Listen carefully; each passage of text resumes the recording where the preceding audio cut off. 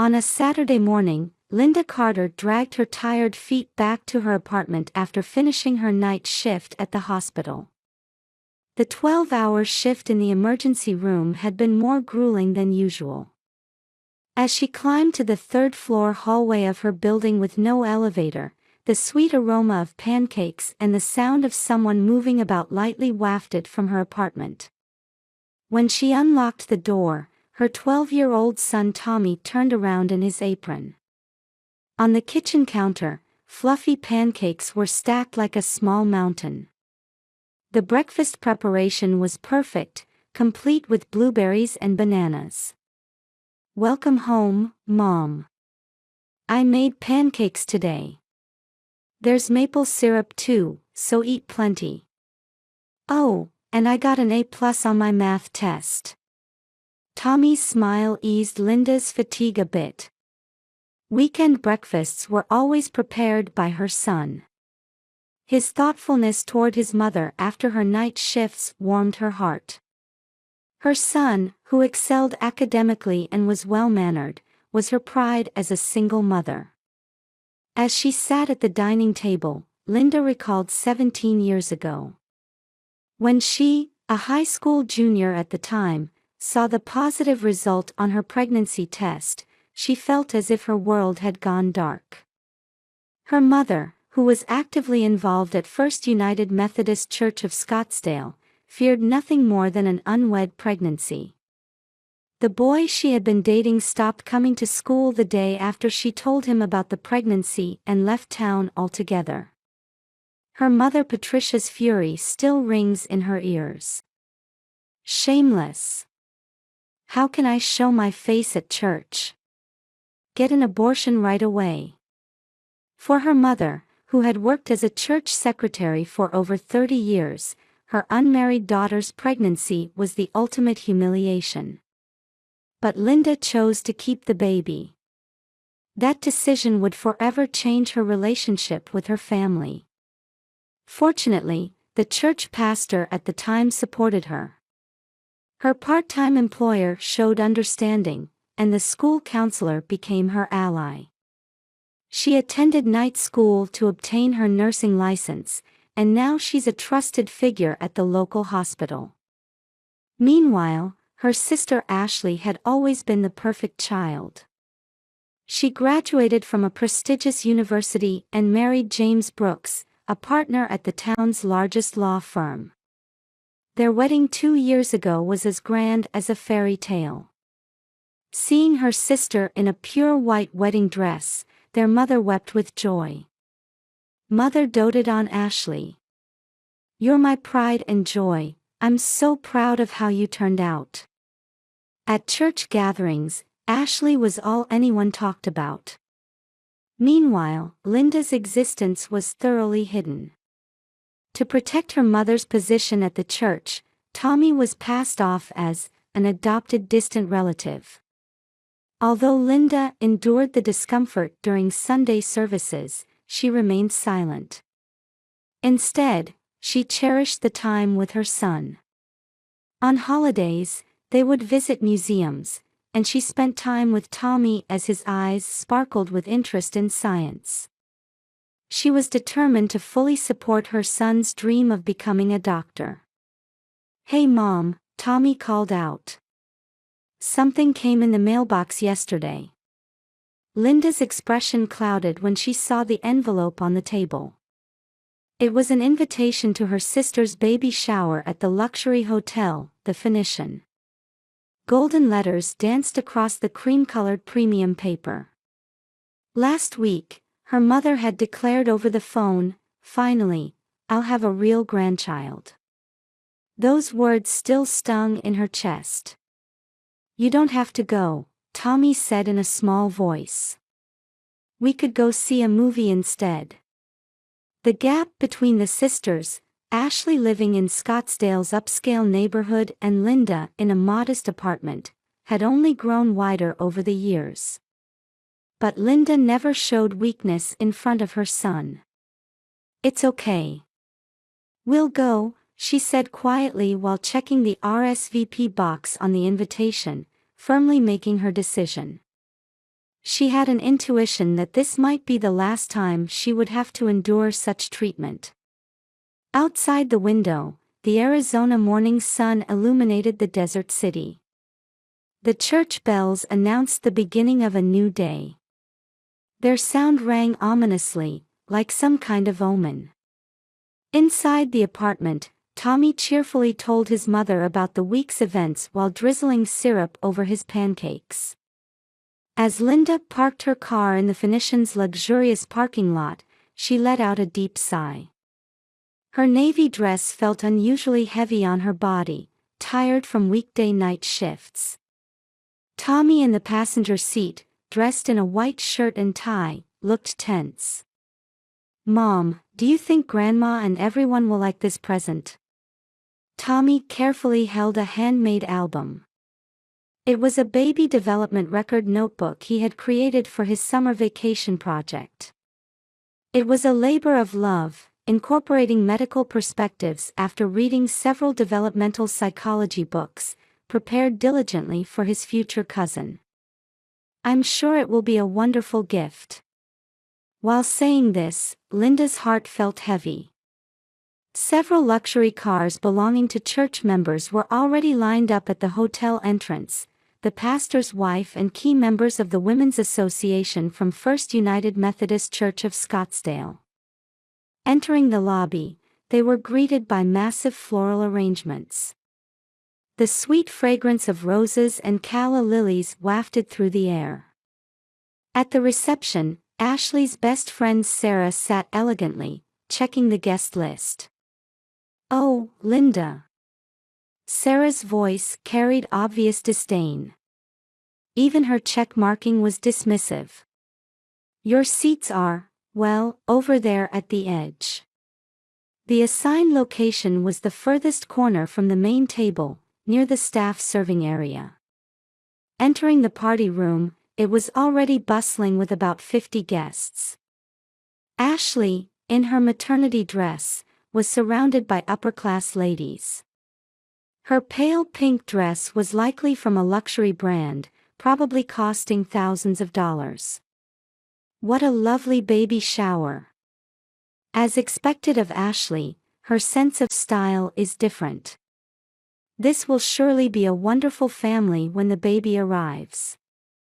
Amidst the flying elegant praises, someone who spotted Linda and Tommy whispered, "That child." "Yes, the adopted one. Actually, her real daughters." "Well, better not mention it today." Those whispers gradually spread. The atmosphere in the room subtly changed. Mother Patricia exuded queen-like dignity next to Ashley. Having worked at the church for over 30 years, she was a pillar of this community. However, her gaze toward Linda was ice-cold. "Maybe we should at least say hello," Tommy said in a small voice. Clutching the album to his chest, he tried to move forward hesitantly. His pure intention squeezed Linda's heart. But then it happened. "Today is a celebration for my real grandchild," Patricia's voice rang throughout the room. "Your child has nothing to do with this." For a moment, the room fell silent. "Grandma, aren't I family too?" At Tommy's trembling voice, Ashley snickered. "Family? Don't be ridiculous. You're our shame." Those words were like a poisoned blade. Mother gestured to a waiter, and a man in black approached. "I'm sorry, but these people." At that moment, something snapped inside Linda. "Tommy, let's go home." Taking her son's small hand, she silently left the venue. In the elevator, Tommy finally let his tears fall. He clutched the handmade album tightly, his shoulders shaking.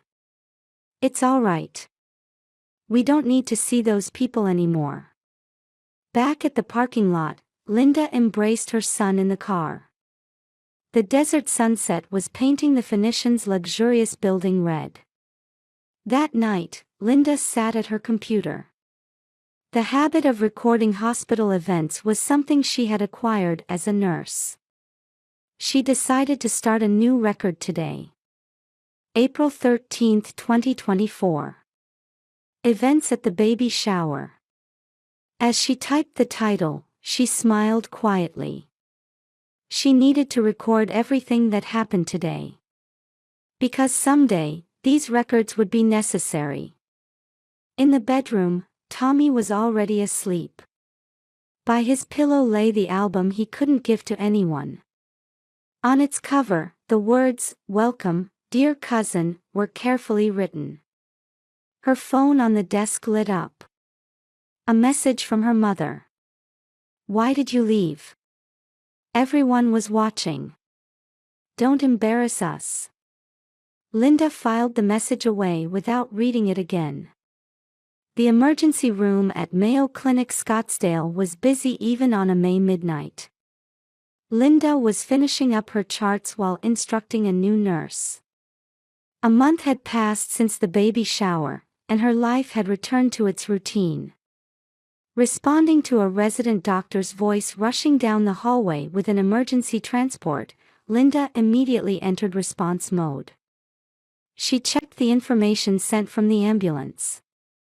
Female, 67 years old, sudden loss of consciousness and right side paralysis. Suspected stroke. The moment she saw the patient's name, Linda's hand froze momentarily. Patricia Miller. Her mother. Minutes later, the ambulance siren approached. On the stretcher, her mother was breathing with difficulty. Though conscious, her right side showed clearly diminished movement. The right side of her face was slightly distorted.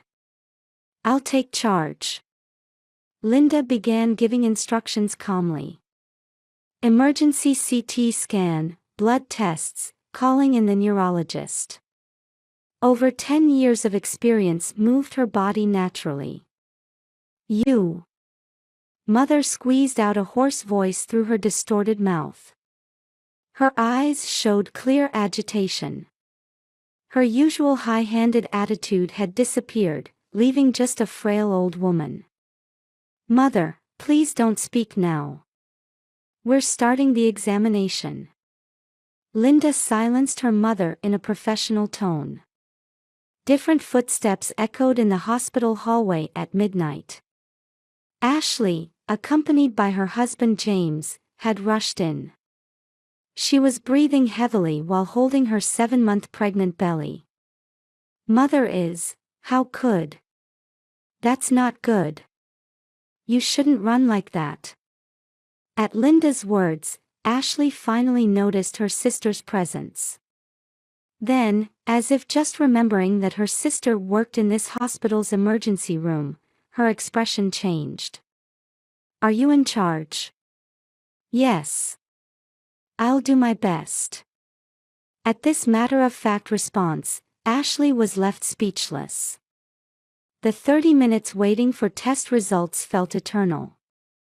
In the waiting room, Ashley trembled while leaning against her husband. Seeing her, Linda momentarily recalled the events at the baby shower. But she quickly shook her head, suppressing those emotions. Here are Mrs. Miller's test results. Neurologist Dr. Thompson began explaining while showing the images. "It's an embolic stroke in the right middle cerebral artery. Fortunately, since it was discovered early, she's eligible for thrombolytic therapy. However, this treatment carries risks. Please start the treatment." Ashley begged through tears. Beside her, James wore a complicated expression. He was probably already worried about the high treatment costs. Linda silently began preparations. Setting up the installing monitors, preparing necessary documents. Her mother's life was now in her hands. In the treatment room, Mother suddenly grabbed Linda's left hand awkwardly, her right hand being impaired. That time. "I'm sorry. Mother, please don't talk now. Let's focus on the treatment. Linda quietly but firmly removed her mother's hand. By dawn, Mother's condition had stabilized. Her consciousness was stable, and the paralysis showed slight signs of improvement. However, this was just the beginning of a long battle. Rehabilitation will take at least 3 months. At Dr. Thompson's explanation, Ashley's face turned pale. But, my delivery. That's right. Her sister's due date was in August. The timing of Mother's care and preparation for childbirth would overlap. What should we do? Ashley's weak voice echoed in the hallway. For her sister, who had lived an elegant life as a housewife in a luxury home, this reality seemed too heavy to bear. Head Nurse Carter. Dr. Thompson called out. You're one of our most knowledgeable nurses about this treatment and rehabilitation. Since you're also family, if possible. Before he could finish, Ashley jumped at the opportunity. Linda, please. Help us. I'm truly sorry about before. Can't we let bygones be bygones? At that moment, Linda's phone rang. Hello, Tommy. Yes, it's okay. Take the day off from school and rest. While listening to her son's voice, Linda smiled quietly. I'm sorry. I have a child I'm raising alone. I can't change my night shift schedule. Those words were as cold as ice, yet perfectly clear. But. Leaving Ashley in distress, Linda returned to the nurse's station. She opened her computer and began recording again. May 15, 2024. Regarding Mother's emergency hospitalization. Her typing fingers trembled slightly. However, the trembling wasn't from fear. Something had definitely started moving. Outside the window, the Arizona sun was beginning to rise. Church bells rang, announcing the start of a new day. The sound was like announcing that the wheels of fate had begun to turn. In the hospital room, Mother was sleeping. Her former dignity had disappeared, leaving just a frail old woman taking shallow breaths. Her right hand occasionally trembled slightly, as if seeking help from someone. Linda entered the last record and turned off the computer. The long night shift was ending. At home, Tommy would surely be waiting with a worried face. Head Nurse Carter. As she was preparing to leave, a young nurse rushed over. Could you switch with me for Mrs. Miller? I don't have much experience. Linda quietly shook her head. It's all right. I'll take charge. However. She paused slightly. Make sure to record everything in detail. The young nurse looked puzzled but nodded. Records. They are a nurse's foundation and sometimes their greatest weapon. While stepping into the elevator, Linda let out a deep sigh. This was just the prologue to a long battle ahead. However, her heart was strangely peaceful. The obstetrics ward at Mayo Clinic Scottsdale kept its lights on quietly even on a hot August night. Ashley's painful cries leaked from the delivery room, while her husband James paced nervously in the hallway. It's been 36 hours since labor began, still no progress. Dr. Martinez explained the situation with a serious expression. Signs of a difficult delivery were beginning to show. Meanwhile, in the recovery ward on a different floor of the same hospital, Patricia's rehabilitation was struggling. The stroke's aftereffects were worse than expected, with right-side paralysis showing little improvement. Language impairment also remained, making even proper conversation difficult. Report on Mrs. Brooks's labor progress. A young nurse rushed into the nurse's station. Linda quietly looked up and reviewed the chart. Her sister's risk of postpartum hemorrhage was increasing. Head nurse Carter, I'm sorry, but Mrs. Brooks wants to see you. Linda let out a deep sigh. Since mother's hospitalization 3 months ago, her sister had repeatedly sought help. Each time, she had calmly but firmly refused.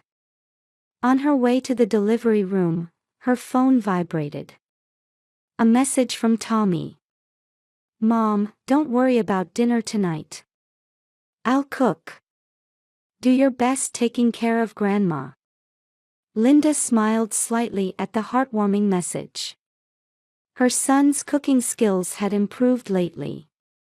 Especially his spaghetti with meat sauce, which turned out wonderfully. Opening the delivery room door, she saw Ashley's pained face. Her face was swollen from pregnancy-induced hypertension. Her former beauty had faded, leaving just an exhausted pregnant woman. Linda, please, help. There's little I can do. But, surely you. At that moment, the monitor began sounding an alarm. The fetal heart rate was dropping rapidly. Prepare for emergency C-section. Dr. Martinez's voice rang through the room. Hours later, Ashley Brooks's daughter, Emma Grace Brooks, was born. However, this was just the beginning of new hardships. The symptoms of postpartum depression are significant. Psychiatrist Dr. Wilson made the diagnosis. Ashley refused to even touch the baby, remaining in an apathetic state. Mother needs care too. James held his head. His work as a law firm partner was extremely busy, leaving no time for family issues. We looked for nursing homes, but they're all full. High-end care facilities all had long waiting lists, and Mother refused other facilities. Her pride wouldn't allow her to accept standard facilities. Linda, I'm asking you too. One day, James visited the hospital. His usually calm voice trembled slightly. Both my wife and mother-in-law need your help. Any conditions? Linda quietly opened her mouth. Really, any conditions? Yes. Name your price. This isn't about money. Linda stood up and took out a file from her desk drawer. The past few months' records were neatly bound.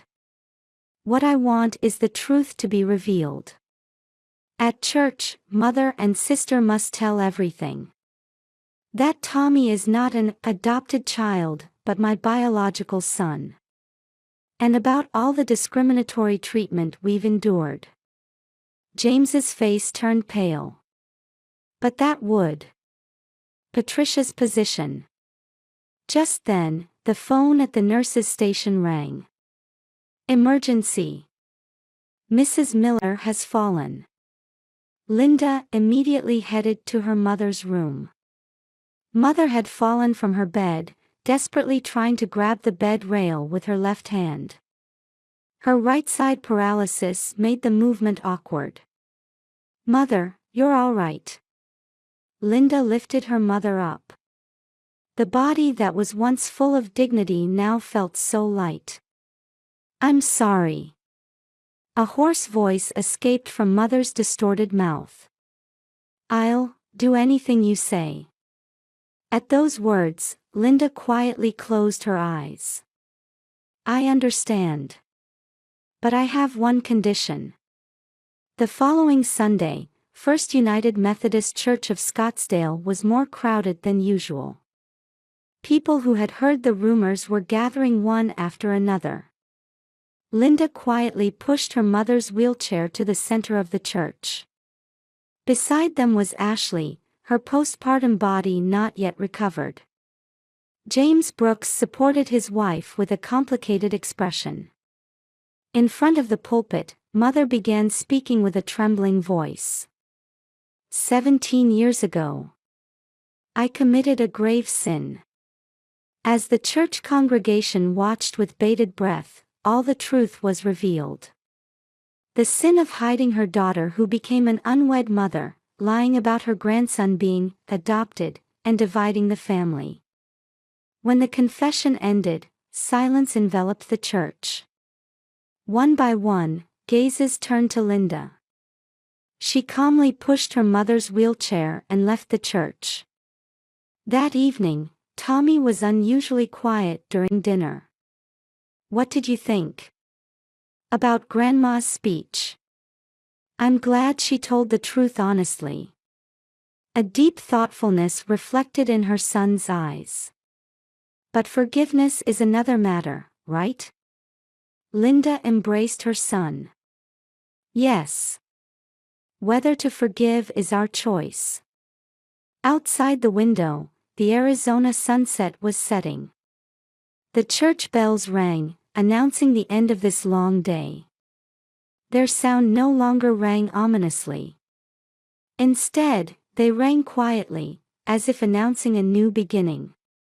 On Christmas Eve 2026, an unusually cool wind blew through Scottsdale. In the head nurse's office at Mayo Clinic Scottsdale, Linda was trying to finish her year-end paperwork. Good work, Head Nurse Carter. Young nurses bid farewell one after another. After the events 2 years ago, her evaluation had steadily risen, and now she was a central figure in the nursing department. Mom, I'm here to pick you up. In the evening, Tommy poked his head in. His height now surpassed his mother's, and his refined features were becoming more adult-like. On his uniform blazer shone the president's badge of the Scientific Research Club. I'm sorry, could you wait just a little longer? As Linda was making her final entries on the computer, her phone vibrated. It was a call from the nursing home, Desert Sunset Villa. This is Linda Carter. Ms. Carter, we're sorry, but Mrs. Miller is again expressing a desire to go home. Through the phone, she could hear her mother's distressed voice. The stroke's aftereffects hadn't fully recovered even after 2 years. Though the right side paralysis had improved somewhat, she still needed constant assistance for daily living. I understand. I'll visit later. When she hung up, Tommy peered worriedly at his mother's face. Is Grandma not feeling well again? Yes, but it's all right. The nursing home wasn't necessarily a luxury facility. James Brooks's law firm had been suspended from operation after their involvement in a corporate accounting fraud was discovered. They could barely afford their home mortgage, let alone an expensive care facility. While driving, Linda recalled 2 years ago. After the confession at church, her mother and sister's social standing had rapidly crumbled. The church ladies began avoiding them, and former friends kept their distance. Arriving at the nursing home, Mother was sitting in a chair by the window. Her former dignity was completely gone, leaving her looking small and withdrawn. Linda, you came. Mother's voice trembled faintly. Lately, she had been calling her grandson Tommy's name more often.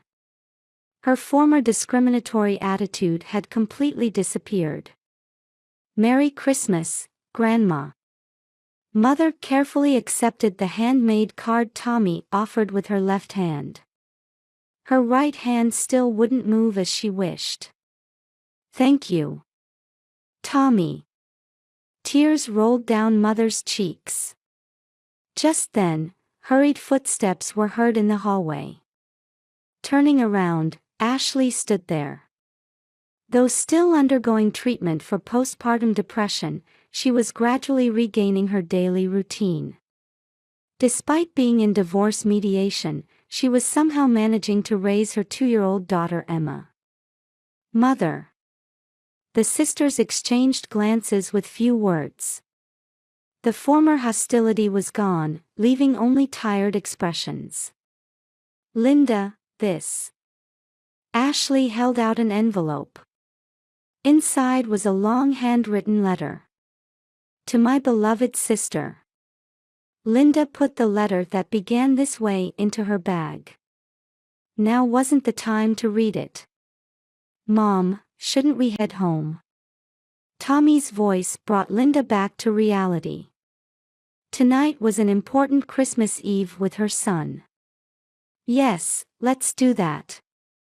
After waving briefly to Mother, Linda left the nursing home with her son. Hey Mom. Tommy spoke quietly as they drove. Don't you think it might be okay to forgive Grandma now? Her hands tightened on the steering wheel. Yes, but I might still need a little more time. Back at their apartment, a small Christmas tree cast a warm light. The ornaments Tommy had carefully decorated illuminated the room gently. On the table was a homemade roast chicken and salad prepared by her son. His cooking skills had improved considerably. Let's eat. Mother and son quietly picked up their utensils before the warm meal. Outside the window, church bells were ringing. The letter in her bag tugged slightly at her mind. But that could wait until tomorrow. Now, she wanted to cherish this peaceful moment. Mom, I'm aiming for medical school next year. Tommy's eyes shone with determination. I'm sure you'll become an excellent doctor. Linda gently held her son's hand. Indeed, the past had been painful. But the future was different. She could walk a new path together with this child. In the Scottsdale night sky, stars twinkled. They shone quietly but surely, like lights of new hope.